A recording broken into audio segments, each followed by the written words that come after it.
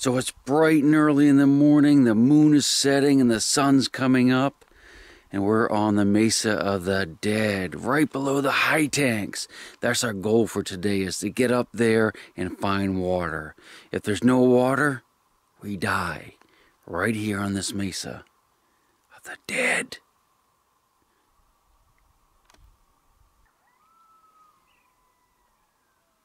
So this is the final day of our journey on the Camino del Diablo, the Devil's Road. We've been traveling it now for 3 days, and this is our final stop. This is the stop of the high tanks, the last place and the best place to find water when you're traveling on this road from the heart of Mexico to the gold fields in California. This road was first traveled in the 1540s. There's many stories of people coming to this point and finding bodies scattered everywhere, where their wagons and all their tools, their mining tools, whole families.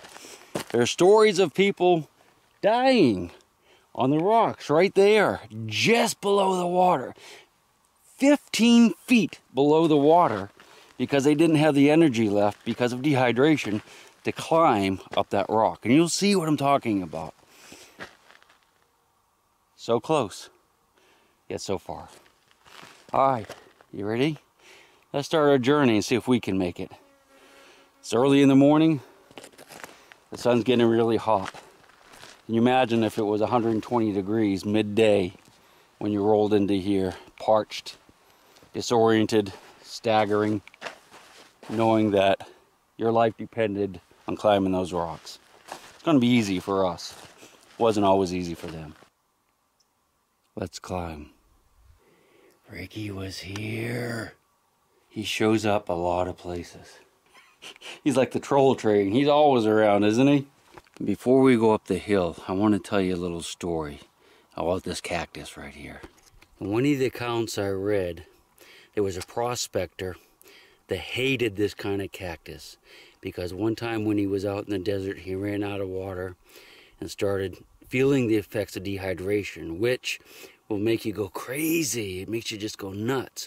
And he saw this type of cactus, and he imagined that it was a goblet full of water. So he broke off a piece and he stuffed it in his mouth. And from that day forward, he hated those kind of cactus. Can you imagine doing that? Naturally, he survived, but with a mouth full of thorns. When you suffer from dehydration, it actually makes your brain kind of go crazy and you can't think straight. There's many instances of people being found in the desert, dead from dehydration, and yet will have a canteen full of water. That's why they say it's so important to drink a lot of water when you're going along, because if you don't, pretty soon you might not even remember to drink. You could be lugging water on you and just pass out and die because you forget that you have water on you. Sounds nuts, but it happens to some people. Let's climb. Guess we'll have to work our way through the rocks. Ooh, it's nice and cool in here. There's the water. I can almost smell it. So we've reached the very first tank. If it has water, we live. If it's dry, we die.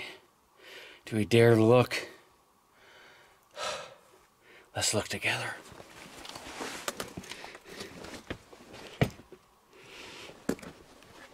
It has water. Oh yes, life-sustaining water. It doesn't even look that bad to drink, does it? Belly up, partner. After you. We're going to keep going because there's more tanks up there. And we're going to investigate a mysterious occurrence that we're going to see along the way. And I'm going to show you right now. And I want you to think about what creature might have made these things. Let's go take a look. Look at all these little divots in the rock. They're smooth as can be. There's a whole bunch of them. How do you think they were formed? What creature could have possibly made those? You stick with me, And I'm going to tell you, let's go higher.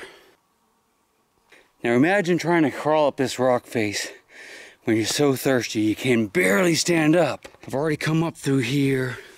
We have to keep going up there, all the way around to the next tank. Up there.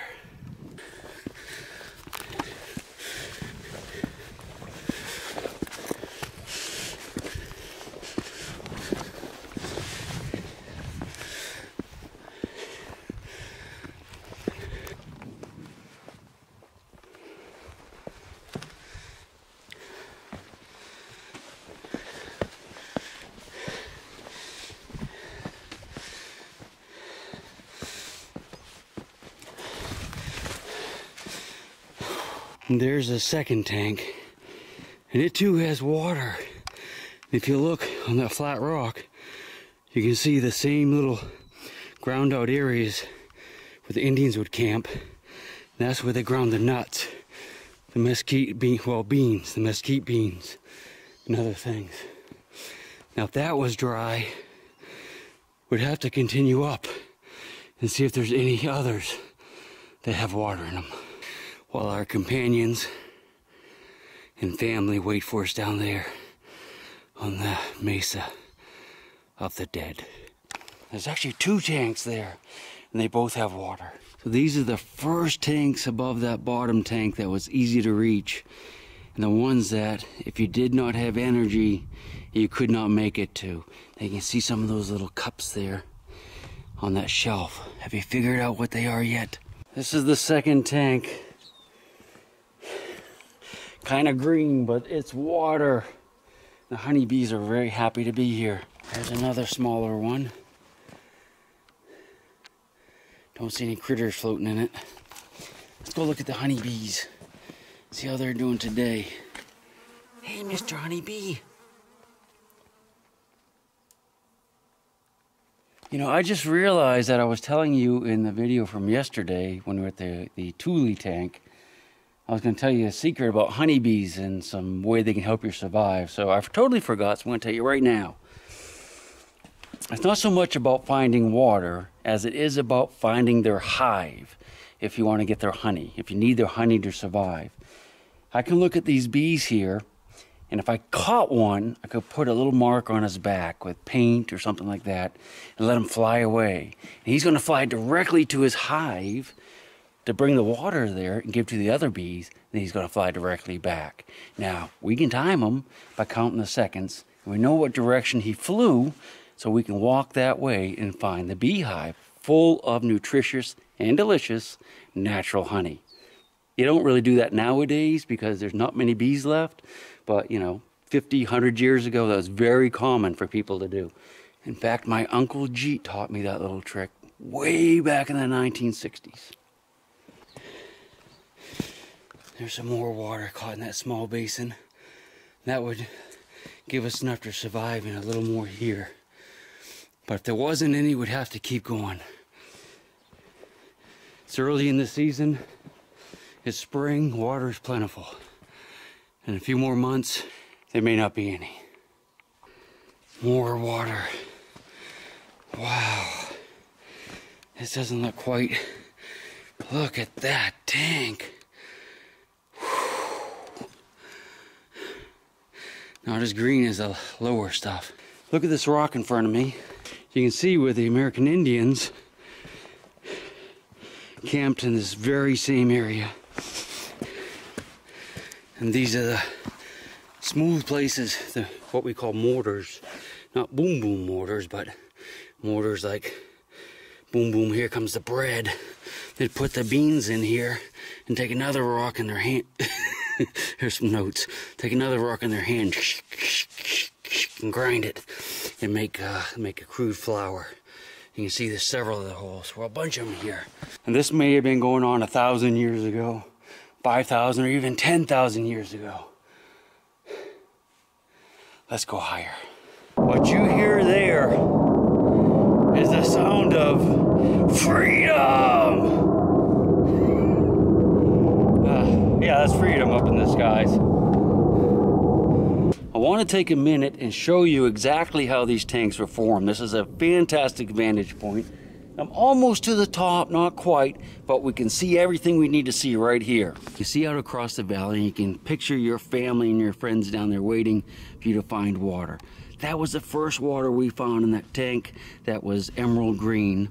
And as we came up along this valley, scampering over these rocks, we passed many, many more. And here's one right here that's just a beautiful deep one.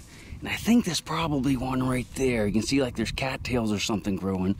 The last well we were at, Tule well, that we were looking for, Tule is actually Spanish for cattail, so that's pretty cool if that's what that is. Anyway, what happens is during heavy rainstorms, the rain will tumble down through this cut right here. You can see where it pours over the edge, and it will dig out these holes in the solid rock. And that's a really good example right there. You can see where it's cutting a channel through the solid rock and going down there and just scooping like that. And of course, these boulders will get caught in there too, and they'll act like a big rock tumbler or a washing machine or cement mixer, and they'll go round and around and dig it deeper and deeper and deeper. And they'll do that all the way to the bottom wherever it can. And if you look at that one, you can see there's like bathtub rings, and that's going down because of evaporation from the sun. They're at their most full right now. But every day that goes by, they evaporate a little more. And you can imagine as groups of people would come through here, they would take the water and they would drink as much as they can. They would water their animals, and they would fill every container they had with water, every barrel. And they would have been carrying a lot of barrels. So the lower ones would be drained dry. The next ones up would be drained dry all the way to the top by the end of the summer. So if you came here and these were all dry, you died. That was it. You died. They say the plains below us were littered with the bleached bones of both man and beast. There are stories of people who have stumbled here, and that bottom tank, the green tank, was dry. They did not have the energy to come to the next one. It was only 15 feet above their heads, and they just couldn't make it. They say their fingertips were bloody to the bone, where they scratched at the rock, but they didn't have the energy to pull themselves up or to stand up and crawl like I did. Very foreboding place. Probably thousands of people have died right here from lack of water. Funny how it seems like every one of these tanks has its own character. We saw the emerald green one, the one that was kind of clear but a little bit yellow, and this one is black as night. I wonder what makes all these different colors like that. It's hard to say how many bodies might be in there. Certainly a lot of flies and other things, probably scorpions galore too. Let's look at this rock over here. I was thinking this might be one of those places where the Indians would grind the beans to make flour, but I'm not so sure. Probably, yeah, I guess it's a possibility. I don't know for certain. We're gonna try to scoot up here. I guess we'll get up on this ledge and go around, and I wanna see this next tank. It looked really interesting from up above. Hold your breath. Well, I hate to admit it, but I can't quite make it over there without crossing that threshold that I have of danger. I could do it, but the chances are too high that I'll slip. Slide down this slope right here, and who knows what will happen. Hit my head, I could kill myself very easily. Fall into the tank and disappear. Be pulled to the bottom by some unknown animal. But anyway, let's look at the tank, the Tule tank, from here. Those look like cattails to me. So imagine there's plenty of water in there. I just don't want to scramble across here, because that's where I'm going to fall if I'm going to fall. So we're going to go ahead and work our way back down slowly and stopping as we go. So we're just going to slide down into these rocks right here. I did not come up this way, so we'll have to go slow and check for snakes on the way down. But it is 20 degrees cooler in here than it was out in the sun. All right, I have to put the camera away because it's going to be pretty slippery. And if I have to fight off some rattlesnakes, I'll need all my claws. I think we may have done goofed. I made it down through that slide by pinning my back against the wall and pushing with my hands to kind of wedge myself down through there. Rock is very slippery. And from here down, it looks like a straight slide.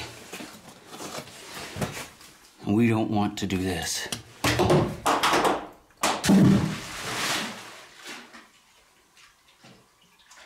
That last boom could have been our noggin. Not our nugget noggin, but our regular noggin. I'm going to try to work my way around this way. And if not, we'll have to go back up the way we came. Oh well, man, that's a slick slide. This way is pretty bad too. We'd probably slide down into that little tank, and then there's another ledge down into that bigger tank down below, so we're gonna have to go back up the way we came. I couldn't really get back up the way I came very easily. Very slippery.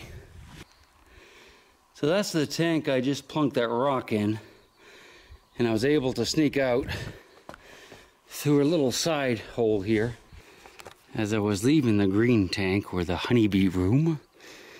I walked over here, and look, that is an inviting cave, isn't it? I bet it's like a refrigerator in there. Maybe a refrigerator full of rattlesnakes. We're gonna find out. Wow, look at that! I brought my flashlight. Should we go in? Should we? Yes, we should. Okay, you ready? See any rattlesnakes? That is an amazing room.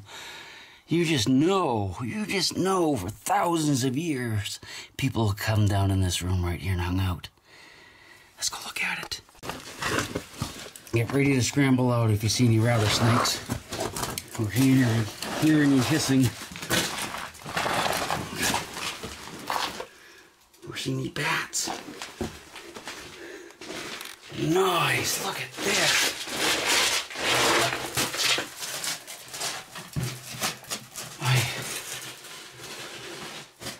I'm surprised it's not full of bad hombres hiding out from the border patrol.